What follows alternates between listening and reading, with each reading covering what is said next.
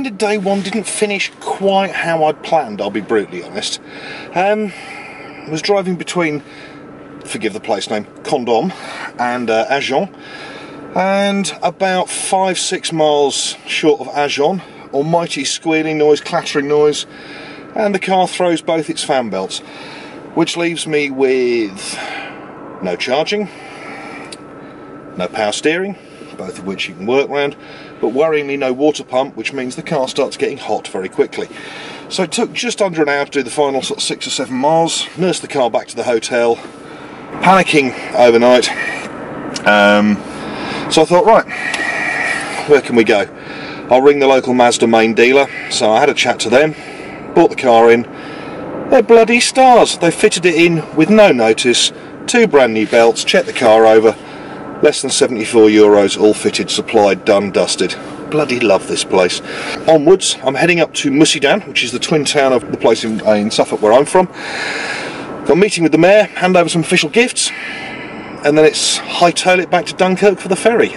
This is Plaster Woodbridge in Mussydan, our twin town. Just got out of a short meeting with Monsieur Stéphane Tricard. He's the mayor of Mussydan, which is the twin town of my hometown, and it was lovely to meet him. Really busy man, but he made time. He's given us a hamper of stuff to take back to the mayor, and I've got to say, this area of the Dordogne is bloody lovely. It's really nice. As you can see, I thought I'd make a bit of an effort for international relations, so I put one of my finest smart shirts on, even kept the roof up, so I brushed my hair, and yeah, I looked quite presentable. Thank God Monsieur Tricard speaks better English than I speak French, or else we could have inadvertently declared war on our twin town. But no, really pleasant, really good.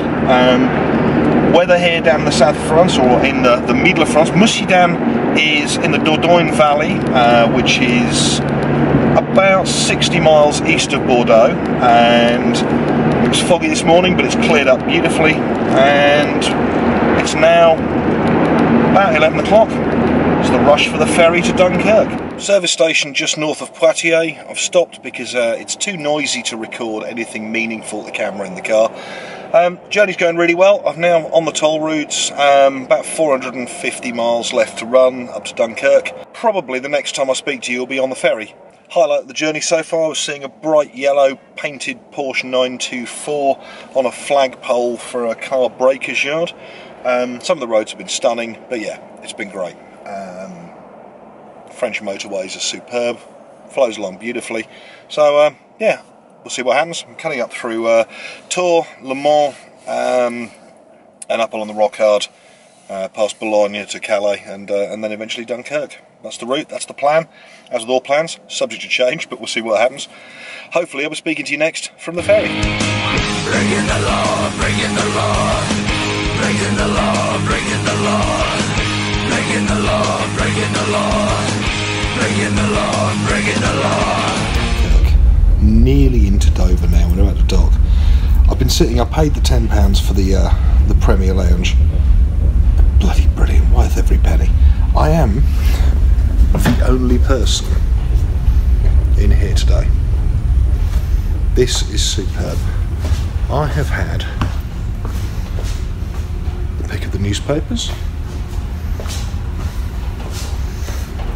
a coffee machine, tea, soft drinks, biscuits, pastries.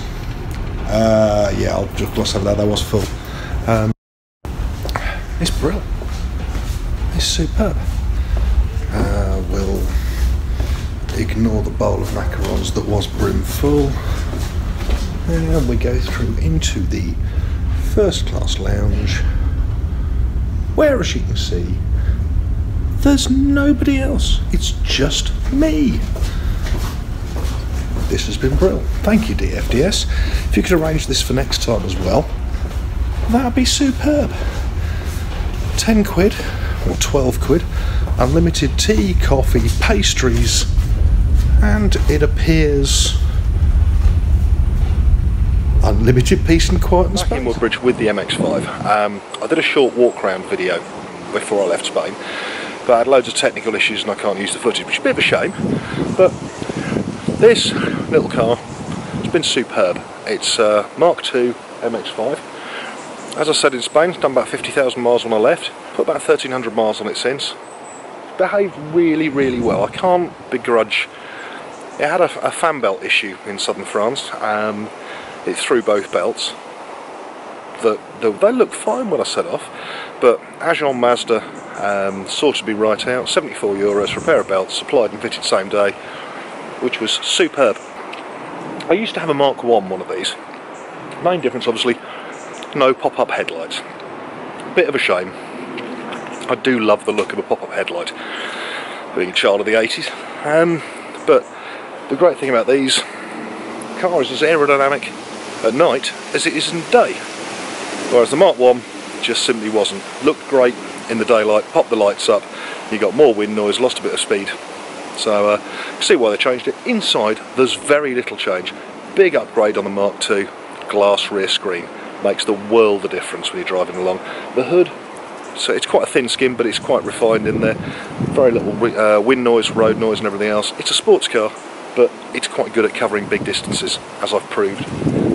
Could do with cruise control, because I'm an old giffer now. My leg doesn't like being in the same place all the time, so cruise control enables you to keep the speed going and move your feet around, but this hasn't got it. But it's not really an issue. I don't mind. It's a sports car. Enjoy it on the small twisty lanes. As you can see on this one, nice little chrome luggage rack on the boot. It's not standard, but it's a bit fun. Look, we all know the history of why the MX5 came to be. The Mark I was designed as what's the word? Homage to the British sports cars of the 60s that the Mazda engineers really liked. This one, the Mark II, is the refined, upgraded version from the late 90s. This is a 2003 car. Cracking drive. Really, really good. Billy bargain. Joe, my friend, paid about £2.5 for this one. And yeah, I highly recommend them. They are superb value for money. I've got to show you this. This is one of the great reasons for having an MX5, is the catches on the roof. You undo one on each side, and it's simply just a shove, and we're open topped, which is what this car is ultimately all about. Get the roof down at every available opportunity. Otherwise, go and buy a small coupe instead. Brilliant fun. Day like this. Again, November. How is it this sunny and warm in England in November? But it is, so let's make the most of it. We'll keep the roof down.